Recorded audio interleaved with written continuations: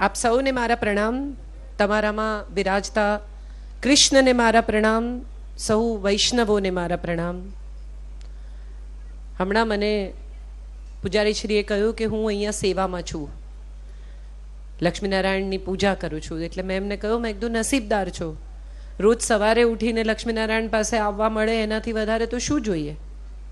આપણે ક્યાંથી આવીએ છીએ ને એમણે તો અહીંયા આવવું પડે સવાર પડે, એટલે કેટલી મોટી વાત છે. એ કે બધાને પોતાની પાસે નથી બોલાવતો. અને વૈષ્ણવ શબ્દ આપણે કેટલી બધી વાર બોલીએ છીએ, વૈષ્ણવ છીએ, વૈષ્ણવ છીએ. કોઈ દિવસ એ શબ્દનો અર્થ આપણે વિચાર્યો, જાણ્યો, સમજવાનો પ્રયાસ કર્યો? વૈષ્ણવ એટલે કૃષ્ણ ભક્ત, વૈષ્ણવ એટલે પુષ્ટિમાર્ગી, વૈષ્ણવ એટલે આમ, વૈષ્ણવ એટલે આમ. ખરેખર વૈષ્ણવની સંધિ છૂટી પડે છે વિષ્ણવ, જેનામાં વિષ નથી એવો,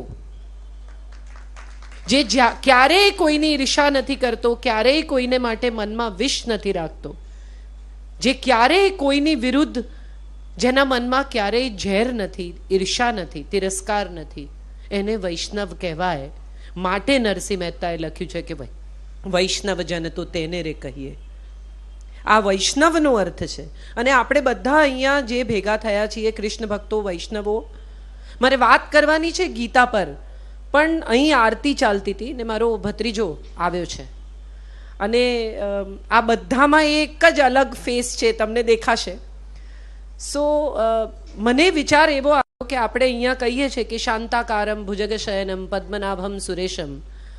કોઈ દિવસ એનો અર્થ આપણા પછીની પેઢીને, આપણા યંગ જનરેશનને સમજાવવાનો આપણે પ્રયત્ન કર્યો કે નથી કર્યો? આપણે બધા છોકરાઓને કે પગે લાગ, પગે લાગ. પગે કેમ લાગવાનું? આવું આપણા બાળકો આપણને પૂછે. 19 વર્ષના, 20 વર્ષના, 18, 17, 14, 15ના, કેમ પગે લાગવાનું? મોટા છે એટલે આવું આપણે એમને કહી દઈએ. આદર કરવાનો એટલે પગે લાગવાનું. આપણે કોઈ દિવસ આપણા સંતાનોને એવું કહ્યું જ નથી કે 5 ઇન્દ્રિય, 5 તત્વ ભેગા થાય, મન, બુદ્ધિ અને અહંકાર સાથે જ્યારે કોઈને નમીએ ત્યારે એને પ્રણામ કહેવાય.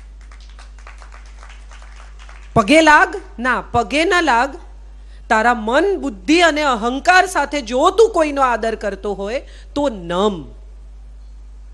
આ 5 તત્વ, એની સાથે 5 ઇન્દ્રિયો બધી જ મળીને હું મારા સમગ્ર અસ્તિત્વથી તમને પ્રણામ કરું છું, એવું જો આપણે આપણા સંતાનને સમજાવી શકીએ તો હું માનું છું કે ક્યાંક કશેક આપણે ધર્મ પાસ કરીશું. હમણાં હું એની સાથે વાત કરતી હતી, એટલે એણે મને કહ્યું કે મંદિરમાં ફ્રી વાઈફાઈ આપો તો બધા આવશે. યંગ છોકરાઓ મંદિર નથી આવતા તો એનો સીધો રસ્તો શું? તો કે ફ્રી વાઈફાઈ, હાઈ સ્પીડ, બધા અહીંયા આવશે. આ વાઈફાઈ શું છે? કોઈ એક સર્વર સાથે તમારું ભીતરનું કનેક્શન. તમારો ફોન જેની અંદર એ સર્વરમાંથી ઇન્ટરનેટ આવે છે, એ ઇન્ટરનેટથી તમે વિશ્વભર સાથે તમારી ચેતનાને, તમારી બુદ્ધિને, તમારી અક્કલને, તમારા પ્રશ્નોને જોડી શકો છો. આ વાઈફાઈ એ ખરેખર તો બહુ જૂની, બહુ ઓલ્ડ પ્રક્રિયા છે. એક એવી ચેતના, એક એવું સર્વર, એક એવું તત્વ કે જે ક્યાંક વસે છે, એની સાથે આપણા ભીતરના ઇન્સ્ટ્રુમેન્ટને જોડીને આપણે એ ચેતના સાથે કનેક્ટ થઈએ છીએ, અને એ ચેતના આપણને વિશ્વભર સાથે કનેક્ટ કરે છે. આ પણ એક વાઈફાઈ જ છે. તમે બધું જ સમજી શકો, જાણી શકો. ઘણા લોકો નથી કહેતા એ ત્રિકાળ જ્ઞાની છે. આ ત્રિકાળ જ્ઞાન શું છે? એનું સર્વર બેટર કનેક્ટેડ છે, એ વધારે હાઈ સ્પીડ વાઈફાઈ છે, એટલે એને તરત સિગ્નલ પકડાય છે. આપણને જરા વાર લાગે છે કારણ કે આપણું જરા વીક સિગ્નલ છે. જે રોજ લક્ષ્મીનારાયણની સેવા કરે છે એને સીધું કનેક્શન છે, હોટલાઇન, એને વાઈફાઈ ઓન કરે ને 4G છે, આપણને બધાને 2G છે. સવાલ એ છે કે જ્યારે ગીતાની વાત આપણે કરીએ ત્યારે, હમણાં જ હું એને સમજાવતી હતી કે ભગવદ્ ગીતા અને શ્રીમદ ભાગવત આ બે જુદા ગ્રંથો છે. આપણા મોટા ભાગના બાળકો ગીતા એટલે ગીતા અને ભાગવત એટલે ભાગવત બધું એક શેડભેળ કરી નાખે છે. ગીતા એ મહાભારતનો એક હિસ્સો છે. It's a part of Mahabharata. જ્યારે કુરુક્ષેત્રની લડાઈ શરૂ થવાની તૈયારી છે, કૃષ્ણ સારથી છે, અર્જુન એના રથમાં બેઠા છે અને આવીને ઊભા રહે છે અને અર્જુન કહે છે કે હે અચ્યુત. અચ્યુત કેમ? અચ્યુત એટલે જે હલતો નથી, ચ્યુત ચલાયમાન નથી, વિચલિત નથી થઈ જતો, ડિસ્ટર્બ નથી થઈ જતો, તે કારણ કે પોતે ડિસ્ટર્બ છે. માટે તું ડિસ્ટર્બ નથી એટલે હું તને કહું છું કે આ રથને મધ્યમાં લઈ જા અને મને બતાવ કે કોણ કોણ લડવા આવ્યું છે. બહુ બધા લોકો ગીતા વિશે ઘણું બધું કહે છે, લખે છે, બોલે છે. સવાલ એ છે કે આ ગીતા, જેને આપણે શ્રીમદ ભગવદ્ ગીતાના નામે ઓળખીએ છીએ, એ ખરેખર કૃષ્ણના મોઢે કહેવાય છે એવું રિપોર્ટિંગ સંજય કરે છે ધૃતરાષ્ટ્રને. કૃષ્ણના મોઢે મૂકી છે. આ રિપોર્ટિંગ છે. આપણે જેમ ન્યૂઝ જોઈએ એવી રીતે આ ન્યૂઝ સંજય કહે છે ધૃતરાષ્ટ્રને, કારણ કે ધૃતરાષ્ટ્ર જોઈ નથી શકતા. એનો મંત્રી છે સંજય, જેને દિવ્ય દ્રષ્ટિ મળી છે, અને સંજયને આ ગીતા દેખાય છે, જે ગીતા એ ધૃતરાષ્ટ્રને સંભળાવે છે. ગીતાનો પહેલો શ્લોક છે, ધર્મ ક્ષેત્રે કુરુક્ષેત્રે સમવેતા યુયુત્સવ. આ સમવેતા એટલે કેવા લોકો?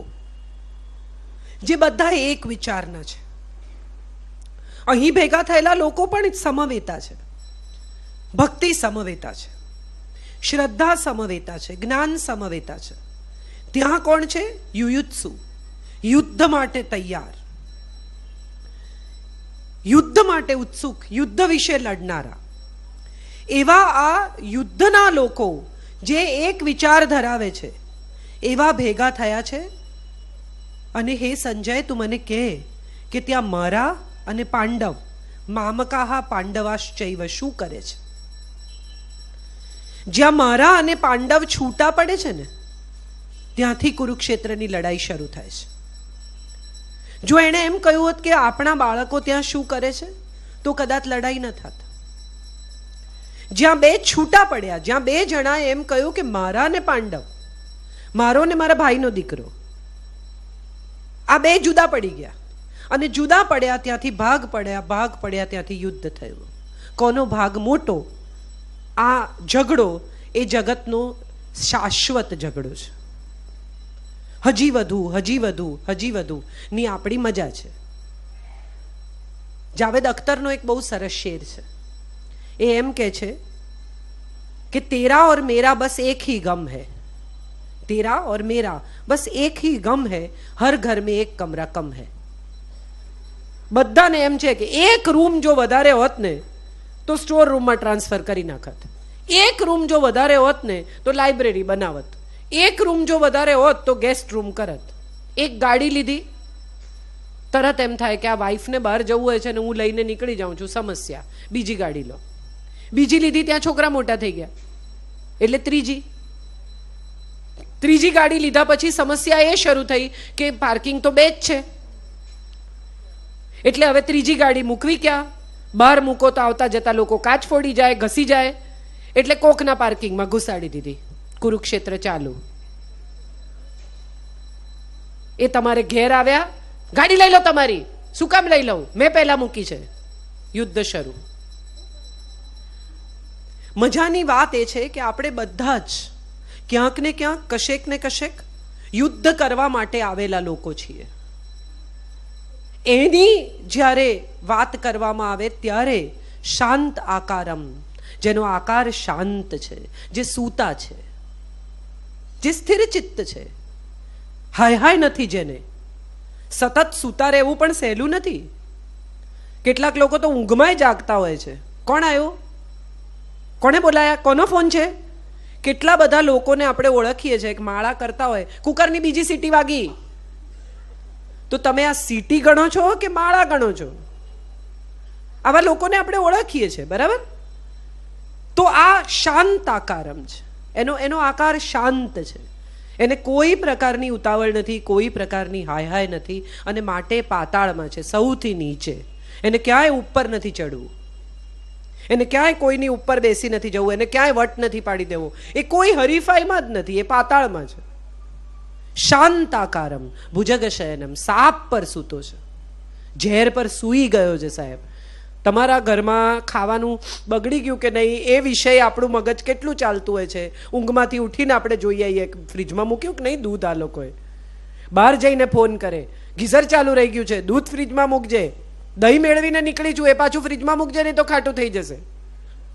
આ તો સાપ પર સૂતો છે, ઝેર પર સૂતો છે, અને છતાં એ શાંતાકાર છે, માટે એની પૂજા થાય છે. ઝેર પર સૂઈને પણ જે શાંત રહી શકે એની પૂજા થાય, બીજાની ન થાય. ભુજગ શયનમ પદ્મનાભમ, જેની નાભીમાંથી કમળ ઉગ્યું છે. આ કમળ કેમ નાભીમાંથી ઉગ્યું એવું કદી કોઈએ વિચાર્યું, કોઈએ સમજાવ્યું? આપણો બધો મળ અહીં છે. જેટલો કાદવ કિચડ તમે જેટલું ખાઓ, જેટલો કચરો જાય એ બધો ક્યાં જાય? અહીં ભેગો થાય. અહીંથી નાભીમાંથી, કાદવમાંથી, તમારા મળમાંથી, તમારા શૌચમાંથી, તમારા શરીરના તમામ કચરામાંથી જેણે કમળ ઉગાડ્યું છે, જેની નાભીમાંથી કમળ ઉગ્યું છે, તે પદ્મનાભમ સુરેશમ. સુર એટલે દેવતા, બધા જ દેવતાઓનો જે ઈશ્વર છે. આવા વિષ્ણુની આપણે પૂજા કરીએ છીએ, આવા વિષ્ણુને આપણે કહીએ છીએ, માટે આપણે પુષ્ટિ માર્ગી છીએ, માટે આપણે વૈષ્ણવ છીએ. અને સાહેબ, આ જગતમાં કૃષ્ણ જેટલો અદ્ભુત છે ને બીજો કોઈ દેવ જ નથી. કેમ પૂછો? તમારે સવારે 4 વાગે જવું હોય ને તમે ટીન ટીન કરીને લાલાને ઉઠાડો, બિચારો ઉઠી જાય. 4 વાગે એને ભોગ ધરાવી દો, બિચારો ખાઈ લે, કઈ બોલે નહીં. હા ભલે તમારે જવું છે ને, હું તૈયાર. અને કોક દાડો તમારું મગજ છટક્યું હોય ને તમે 12 વાગ્યા સુધી એનું નામ ન લો તો એ બિચારો કે નહીં ખાવા આપો. આટલો ફ્લેક્સિબલ બીજો કોઈ ભગવાન જોયો? માતાજીનો ગરબો લાવો તો તમારે લાવવો પડે બીજા વર્ષે. તમે ગણપતિ લાવો તો કરવટવું, હવે 2 દિવસ તો લાવવા જ પડે. શિવની પૂજા તમે 2 સોમવાર કરો, 2 તોડી નાખો, વેરી બેડ. જો કે મેં બધા વ્રત તોડી નાખ્યા છે, પણ કશુંય તમને બાંધે નહીં. વટલાવ્યા વગર વાલ કરે એવો આ ભગવાન છે. કંઠી બાંધો તો એ ભલે, ન બાંધો તો એ ભલે, પૂજા કરો તો એ ભલે, કાંદા લસણ ખાઓ તો એ ભલે, તમારે જે કરવું હોય તે કરો, પણ સમગ્ર માનવ જાતને પ્રેમ કરો. એણે જેને સર્જ્યા છે એને તમે ચાહો. આ નેચરની કેર કરો. આજે અમે ધર્મેશભાઈ સાથે વાત કરતા હતા કે નેચરની તો જે આપણે અત્યારે અહીંયા બધાએ ભેગા થઈને મુંબઈની ભાષામાં વાટ લગાવી છે, બધા જંગલ કાપી નાખ્યા અને મોટા મોટા બિલ્ડિંગો ઊભા કર્યા. હવે તો કે હવે ક્યાંક શાંત જગ્યાએ રિસોર્ટમાં જંગલમાં જઈને 2 દિવસ રહેવું છે. પણ તમે જંગલમાં જતા શું કામ કાપ્યા? જંગલ કાપીને શહેર વસાવ્યા, હવે શહેરમાંથી ભાગીને આપણે જંગલ તરફ જઈએ છીએ. માણસ જાતને ક્યાંય શાંતિ નથી. માટે આ શાંતાકારની પૂજા છે. માટે એની શાંતિ માટે આપણે એની પૂજા કરીએ છીએ. શ્રીમદ ભાગવત એ કૃષ્ણના ચમત્કારોની, એની બાળ લીલાની, એની અદ્ભુત લીલાઓની કથા છે. ઈશ્વર તરીકે જોયો છે. મહાભારતમાં કૃષ્ણ ક્યાંય ચમત્કાર નથી કરતા. તમે જુઓ, એમની સીધી પહેલી એન્ટ્રી ક્યાં થાય છે? દ્રૌપદી સ્વયંવરમાં. પોલિટિકલ સ્કોલર, જ્યાં રાજનીતિ ગૂંચવાઈ ત્યાં પહેલી વાર કૃષ્ણ પ્રગટ થયા. ત્યાં સુધી ક્યાંય આવતા નથી. રાજકારણી છે, ખટપટિયા નથી, કરપ્ટ નથી. અત્યારે તો પોલિટિશિયનની જોડે કરપ્ટ, એનો અર્થ જ હવે તો થોડા વખતમાં ડિક્શનરીમાં આવવાનો છે. પોલિટિશિયન કરપ્ટ, આવો મિનિંગ આવશે થોડા વખતમાં. આ કરપ્ટ નથી, ખટપટિયા નથી, પોલિટિશિયન છે, રાજકારણી છે, મુત્સદ્દી છે, પ્રેમી છે, લંપટ નથી, ડેબોચરસ નથી, વ્યભિચારી નથી, પ્રેમી છે, ચાહે છે ગોપીઓને. ભાગવતમાં આપણે ગોપીઓની વાત આવશે. મજાની વાત એ છે કે આ બધાની વચ્ચે જ્યારે અર્જુન કૃષ્ણને કહે છે કે રથ લઈ જા, તો કૃષ્ણ એને કહી શકે કે હું અક્કલ વગરની વાત કરે, હવે લડવાનું કામ કરને ભાઈ, આ બધું વચ્ચે લઈ જા અને મગજમારી કરે છે. આ ટાઈમે આપણે ગાડી લઈને નીકળીએ અને ડ્રાઈવરને કહીએ કે ભાઈ તું આ રસ્તેથી લઈ લે, તો ડ્રાઈવર તમને કોઈ દિવસ એમ કે ના આ રસ્તેથી નહીં લઉં, આ રસ્તેથી લઈશ. એનું કામ શું છે? તમે જે કહો તે કરવાનું. એ સારથી છે. અત્યારે એણે એ રોલ પૂરી શ્રદ્ધાથી, પૂરી નિષ્ઠાથી નિભાવ્યો. પોતે ઈશ્વર છે એવું કહેતા નથી અર્જુનને કે આ વચ્ચે જઈશ તો તારું આવી બનશે, આ બધાને જોઈશ ને લડી નહીં શકે. એને તો ખબર જ છે કે આ ઢીલો પડી ગયો છે, આ નહીં લડી શકે. તમે વિચાર કરો, આ કથા પતી ગઈ, મહારાજશ્રીએ કહ્યું કે કાજલબેન બોલવાના છે, અને હું લઈ જાઉં ધર્મેશભાઈને ખૂણામાં કહું કે બોલા એવું લાગતું નથી, ફટકારે મને અહીંયા જ કે તો અહીં સુધી શું કામ આવ્યા, બુદ્ધિ નથી તમારામાં? આટલા 500-700 લોકો માટે પણ જો એવું થઈ શકે તો 18 અક્ષૌહિણી સેના જ્યાં ઊભી છે, 64,32,000 લોકો લડવા ભેગા થયા છે, અને ત્યાં એ પોતાના શસ્ત્રો મૂકીને એમ કે છે કે મારાથી લડાશે નહીં, મારા પગ ધ્રુજે છે, ગળું સુકાય છે, ગાત્રો શિથિલ થઈ ગયા છે, હું લડી નહીં શકું. અને ત્યારે એક થપ્પડ મારે જો કૃષ્ણની જગ્યાએ કોઈ બીજું હોય તો કે બેવકૂફ, આ બધું કાલ સાંજે કહેવાનું હતું શિબિરમાં, અહીં સુધી આ તાઇફો કરવા લાવ્યો છો તું મને, મારી ઇજ્જત કાઢવા?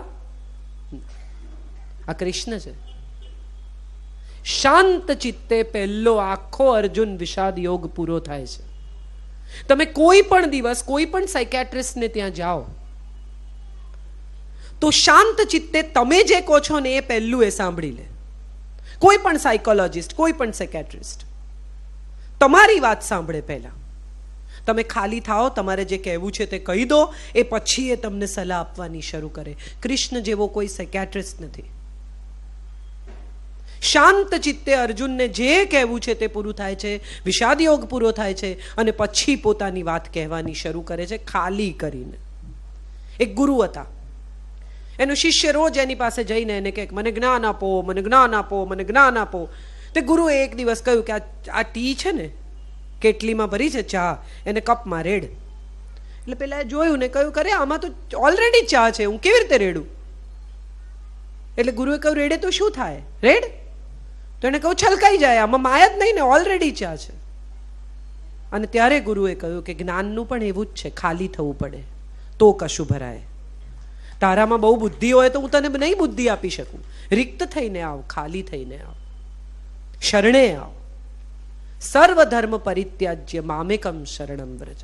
બધું છોડીને મારા શરણે આવ તો સ્વીકારું.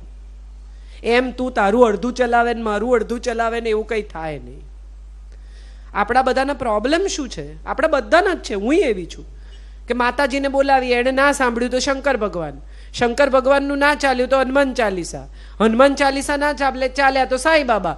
રોજ નવો ભગવાન ભજી જોવો અને જોવું કે આપણું કામ કોણ કરે છે. આ સરકારી ઓફિસ નથી, આ ભગવાન છે. એને રોજ જુદા જુદા બોલાવશો ને તો બધાને એમ થશે સાંઈ બાબાને થશે કે શંકર કરશે, ને શંકરને થશે કે માતાજી કરશે. બધા એકબીજાને સોંપશે ને છેલ્લે કામ થશે નહીં. એક દિવસ એક માણસ હોડીમાં જતો હતો, હોડીમાં કાણું પડ્યું. એટલે એ માણસે પહેલાં બહુ માતાજીની સ્તુતિ કરી, વિશ્વંભરી અખિલ વિશ્વતણી જનેતા, આવો મને બચાવો. પણ કંઈ માતાજી તો આયા નહીં. એને થયું માતાજી નથી આવતા, એના વરને બોલાવું, શંકરને. નાગેન્દ્ર રાય, ત્રિલોચનાય, ભસ્માંગરાય, મહેશ્વરાય આવ. પણ કંઈક શંકર પણ આવ્યા નહીં. હનુમાન ચાલીસા કર્યા, જય હનુમાન જ્ઞાન ગુણસાગર, પણ હનુમાન પણ આવ્યા નહીં. હવે એણે ખૂબ વિચાર્યું, કહું આપણે વિઘ્નહર્તાને બોલાવીએ. આ બધું વિઘ્ન આવ્યું છે ને, એટલે એણે ગણપતિની સ્તુતિ કરી. અથર્વ શીર્ષ ગણપતિ આવ્યા અને બોટના કિનારે નાચવા માંડ્યા.